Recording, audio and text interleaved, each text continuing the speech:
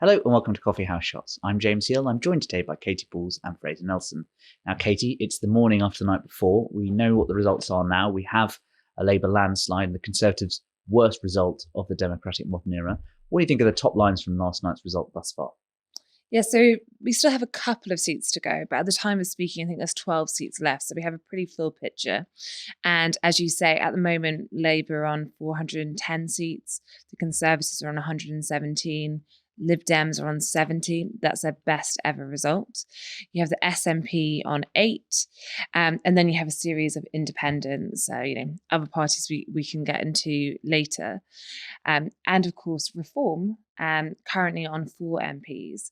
Now, when the exit poll came through, I think what I found interesting was initially there was almost a slight relief from a few Tories I spoke to, just in the sense there had been MRP polls, the Salvation MRP, for example, suggesting they could be on around 60 MPs, double digits. So I think the MRP suggesting triple figures was almost, we've managed to avoid the complete nightmare scenario where we effectively become a fringe party. We're not the official opposition. Broadcasters can really ignore us quite a lot. And there was a slight moment of that. I think that from there to where we are now, as all those results have come in and as we have seen in real time, successive Tory MPs, long-time Tories, losing their seats. We've had Jacob Rees-Mogg. We just had Liz Truss before we came here to record. We've had Penny Mordaunt, potentially, a Tory leadership hopeful, no more. We've had Johnny Mercer. Jeremy Hunt managed to just, narrowly hang on. But if you name a person who looked in danger, there's a high chance that they have lost their seat. And also the places they've lost, the North East. I think you think about places where the Tories made inroads in 2017 and 2019 in the North and the Midlands. They seem to be losing, really lots of places there. They don't have a single MP in Wales anymore. And we also look to, Surrey, Aldershot, lots of these areas that have long been Tory and they are no more. And therefore, I think, it's not just about, we'll probably focus on the personality a bit in today's coverage. But I think in terms of where does the Tory party rebuild, now it has been diminished to such a size. So I think that initial, it could have been worse of all the options in the polls, to probably just the dawning reality, which is if you are the Tory party having suffered your, as you say, worst result, what do you do for the next 5 years? How do you rebuild and where does it go? And lots of the candidates potentially take over from Rishi Sunak have already knocked themselves out. Now, I know Fraser will talk about this. I suppose the other comfort is potentially that the vote share does not suggest that the super majority, the majority quite matches where Labour is. But I think if you're a Tory candidate who's just lost their seat, or you're a Tory candidate who's somehow clung on, thinking about what's coming next, it's not too much comfort right now. Labour, Fraser, you've called this Labour's Potemkin majority and Labour's Potemkin landslide. Tell us why. I was really struck to see these figures come in because, of course, when the exit poll comes in, you see like 420 Labour MPs. It looks absolutely huge. The election coverage narrative, no matter what channel you turn to all night, has been huge Labour majority. Peter Mandelson declaring that a meteor has struck Britain. But then when you look at the votes, there's no meteor. There's just Nigel Farage. Farage has split the Conservative vote. But Labour right now, as Katy says, not all seats have come in, but is looking at 34% of the vote.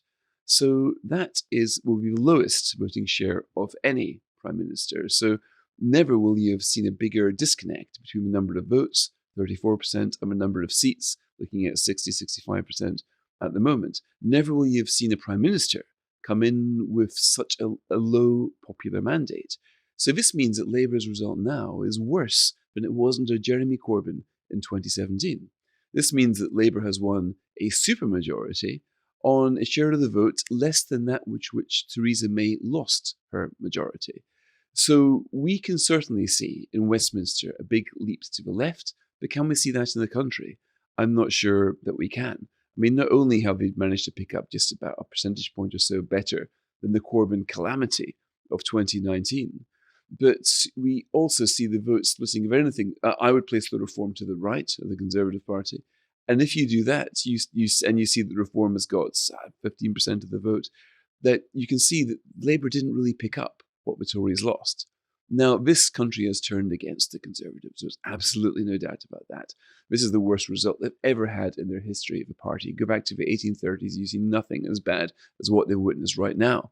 But what you do not see is a strong Labour result. Even by the standards of Labour elections, win or lose, Keir Starmer is about middling, which is quite something for somebody about to win one of the largest majorities we've seen in quite some time. I suppose, Katy, Labour would say this is a validation of their strategy, right, which is about voter efficiency. They need to get as many votes as possible in a way to get as many seats as possible, and they've done that exactly that. I suppose the key for all of this is Scotland as well. The SNP probably have had the only party to have a worse night than the Conservatives.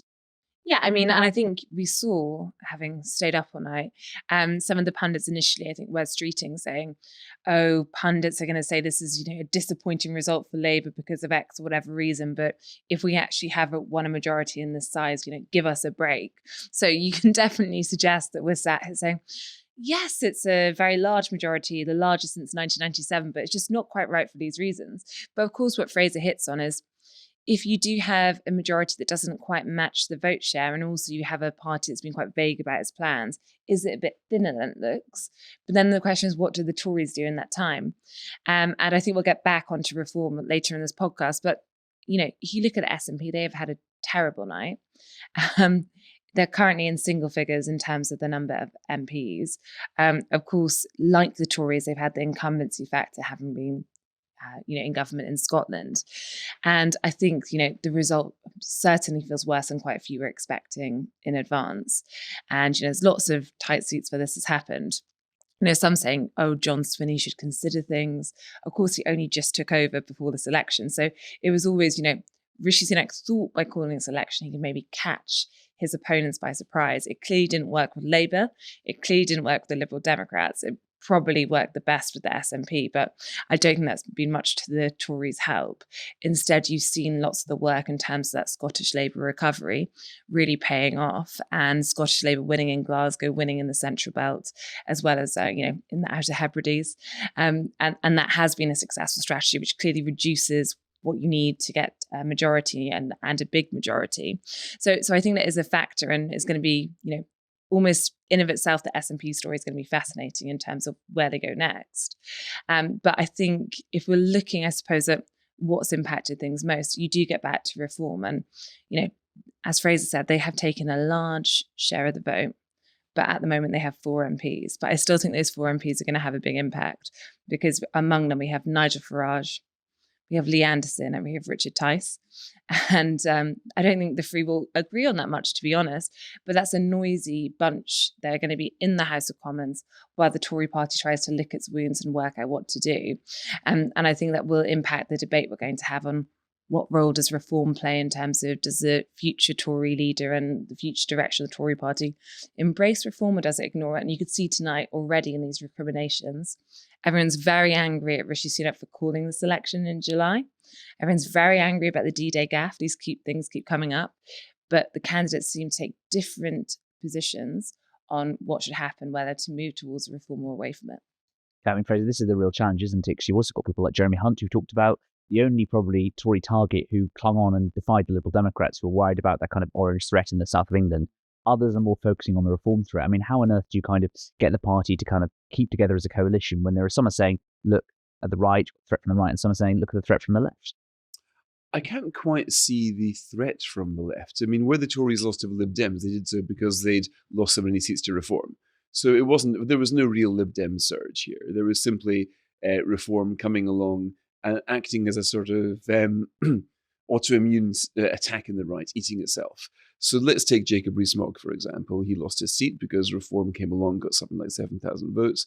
Now, Jacob Rees-Mogg is probably one of the most pro-reform Tories. He was talking about how Nigel Farage should be given a top seat in the Conservative government, etc. So you can see that what reform voters got was rather different to what they wanted. They would have wanted more MPs like Jacob Rees-Mogg in Parliament. What they got was more Lib Dems in Parliament. So that's been the effect there. But the Conservatives have got a long time, 5 years, to work out what on earth they do next. We don't know what Rishi Sunak's going to do. I mean, at the time of recording, he hasn't resigned, but obviously that's coming. And then there'll be a leadership election over the summer. And I don't actually think it's that difficult a task to work out what happened. I mean, they've spoken right but governed left for too long. In the end, they thought so they left so much space to their right, but the Reform Party comes along with a manifesto which is pretty much conservatism plus a few sort of Faragista twists. And then we've got a situation now where the Conservatives are really reduced to, as you say, the worst result in a couple of centuries. But Labour has not just failed to seal the deal, but failed to win more support than Corbyn.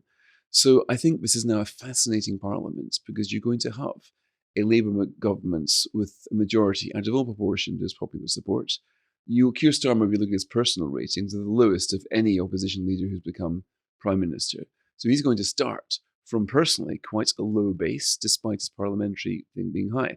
Now, of course, our system, it's designed to be unfair. The first past the post system is firm but unfair. That's the power of it. It gives decisive votes and decisive results.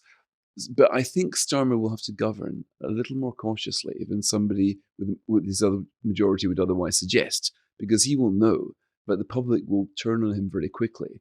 And the one thing I find myself saying this morning that I didn't think I'd say last night is that I think it is possible now that the Conservatives could be back at the next general election. Previously, I thought they'd be out for 10 years. But now when you see that Starmer's majority is incredibly wide, but it's also incredibly shallow, that is not a depth which a half-competent Tory party could not plummet. I mean, I think that's an interesting question, which is, with a very large Labour Party, how do you manage a Labour Party where some of the candidates have Reform as their second, Labour Reform marginals now, some in the north, and others have the Green Party, moving towards them. And that's clearly going to be different demands on Keir Starmer. But I do think Labour will be very happy with this result. So as much as we say, he is going to have to tread carefully, all prime ministers will, I think Keir Starmer will have the scope to have some time for his plans. I think he will initially have quite a loyal party. And I think when it comes to some of the things they want to do on growth early on in terms of, planning and so forth, that majority is big enough to push some quite tricky stuff through, particularly because initially it will be all hail Keir Starmer and the Labour Party. But there are definitely some signs of trouble ahead. And I think that, this was an election where there's lots of little anomalies. And we had a podcast the other day saying, what could it be? We got near a few of them. I don't think we completely nailed any of them. But if you look at the independents and the threats they've caused to some Labour politicians, on the live blog last night, suddenly we heard Jonathan Ashworth had lost his seat. Labour MP, member of the shadow cabinet, opted out on the airwaves. His Leicester seat to an independent by only a couple of hundred votes. And that is linked to Israel-Palestine. You had Wes Streeting nearly lost his seat. Again, only by a tiny number of votes, a couple of hundred, did he keep his seat in Ilford. And that was again to an independent that he nearly lost it. Thangham Devonair has lost her seat to the Greens. That was pretty expected. But Jess Phillips, Birmingham, she also came quite close to losing her seat. And Shabana Mahmood, the Shadow Justice Secretary, she had a majority by, a couple of thousand in the end against an independent. But her seat used to be one of the safest in the country for Labour. So it does mean, I think, we'll see what happens with foreign affairs. But on Israel-Palestine and what Keir Starmer might want to do on foreign policy, he is going to have a lot of MPs who have just seen what happened in this general election and are very worried about isolating parts of their vote even further. And some of those figures will be in his shadow cabinet. So I think there's lots for Labour to celebrate from this result. But this has not been a clean sweep for any party because there have been casualties along the way. Perhaps it's been a clean sweep for Ed Davey, fresh from the roller coasters to their best ever result. I mean, I suppose the Liberal Democrats would have liked to get Jeremy Hunt's seat if they can. That stopped some of their, Surrey dash as they had first envisioned it. But I think they're, delighted with some of the scalps they got, such as Gillian Keegan, the Education Secretary. Yeah, and lots to discuss on Coffee House as well. Thank you, Katy. Thank you, Fraser. And thank you for listening to Coffee House Shots.